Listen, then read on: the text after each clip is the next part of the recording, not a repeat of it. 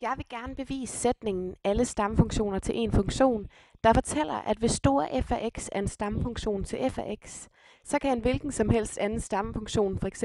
store f1 af x eller store f2 af x, altså skrives, enten store f1 af x eller store f2 af x, er lig store f af x plus k.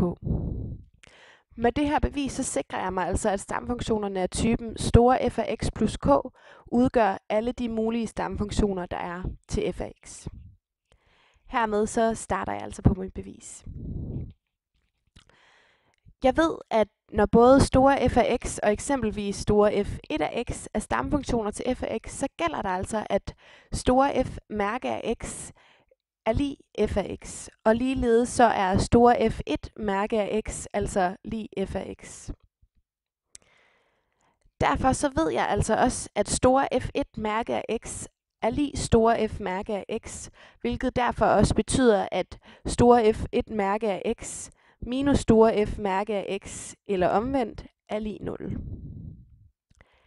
Det kan altså så også omskrives parentes store f1 af x minus store f af x, parentes slut, mærke er lig 0.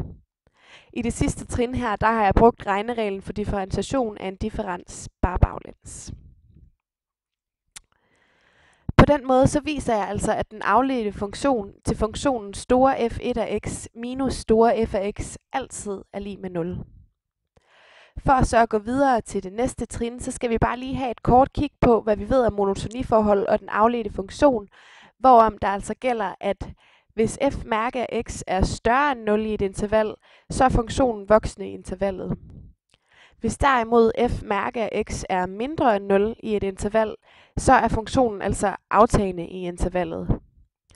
Og til sidst, hvis f mærke af x altså er lig med 0 i et interval, så er funktionen konstant i intervallet. Derfor så ved vi nu også, at store f1 af x minus store f af x er en konstant funktion, og kan altså skrives store f1 af x minus store f af x er lig k.